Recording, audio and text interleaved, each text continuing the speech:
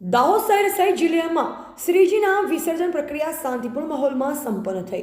દાહોદ શહેરમાં બપોર બાદ શહેરના ભવ્ય પંડાલોમાં બિરાજમાન ગણેશજીની વિસર્જન યાત્રાનો ચુસ્ત પોલીસ બંદોબસ્ત વચ્ચે ડીજે પર શ્રીજીના ભક્તિસભર ગીતો સાથે પ્રારંભ થયો, જે મોડે સુધી ચાલ્યો હતો અને શાંતિપૂર્ણ માહોલમાં સંપન્ન થતાં પોલીસ તંત્રએ હાશકારો લીધો હતો. શ્રીજીના વિસર્જન યાત્રાના રૂટ પર સાંજ પડતા શ્રીજીની એક પછી એક સવારી નીકળતા શ્રીજીના દર્શન માટે શહેરના રાજમાર્ગો પર માનવ કિરિયાળું ઉભરાયું હતું. વિસર્જન યાત્રા દરમિયાન કાયદો અને વ્યવસ્થા જળવાઈ રહે તે માટે વિસર્જન યાત્રાના રૂટ પર પોલીસ તંત્ર દ્વારા લોખંડી બંદોબસ્ત ગોઠવી દેવામાં આવ્યો. તેમાં વડી સંવેદનશીલ વિસ્તારોના નાકાઓ પર પણ બંદોબસ્ત ગોઠવવામાં આવ્યો હતો. વિસર્જન યાત્રાના રૂટ પર પોલીસ તંત્ર દ્વારા 2 ડીવાયએસપી, 3 પીઆઈ, 10 પીએસઆઈ, 400થી વધુ પોલીસ જવાનો, એઆરબી જવાનો, મહિલા પોલીસ, હોમગાર્ડ અને જીઆરડી જવાનો વગેરે મળી 500થી વધુ પોલીસ કર્મીઓ લોખંડના બંદોબસ્તમાં ખડે પગે તૈનાત રહ્યા હતા. વિસર્જન યાત્રા દરમિયાન કોઈ કાંકરી ચાળો ન કરે તે માટે ધાબા પોઈન્ટ તથા સીસીટીવીથી સમગ્ર યાત્રા દરમિયાન પોલીસ બાદ નજર રાખી હતી.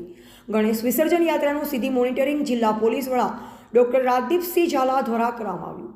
ગણેશ વિસર્જન પ્રક્રિયા આયોજનબદ્ધ વ્યવસ્થિત રીતે સંપન્ન થાય તે માટે દાહોદ નગરપાલિકાના ફાયર વિભાગ દ્વારા શહેરના ગોધરા રોડ ખાતે બનાવેલ કૃત્રિમ તળાવ પર 2 તરાપા 50 જેટલા સ્થાનિક તરવૈયાઓ તૈનાત કરવામાં આવ્યા. ગણેશજીની મોટી પ્રતિમાઓના વિસર્જનમાં મુશ્કેલી ન પડે તે માટે નગરપાલિકા દ્વારા વિસર્જન સ્થળે 2 ક્રેનોની પણ વ્યવસ્થા કરવામાં આવી.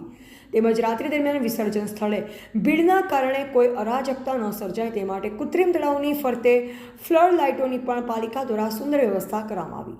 પાલિકાના ફાયર ઇન્સ્પેક્ટર દીપેશભાઈ જૈને ગણેશ વિસર્જનની સંપૂર્ણ પ્રક્રિયા દરમિયાન વિસર્જન સ્થળ પર હાજર રહી પોતાના ટીમને સુંદર રીતે ગાઈડ કરી હતી.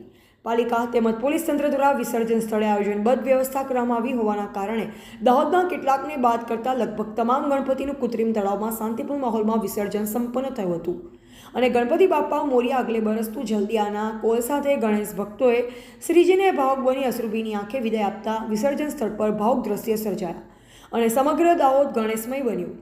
દર વર્ષની જેમ આ વર્ષે પણ રાજકીય પક્ષો દ્વારા વિસર્જન યાત્રાના રૂટ પર મંચ ઊભા કરી તે મંચ પરથી શ્રીજીને માલાર્પણ કરી ધન્યતા અનુભવી હતી.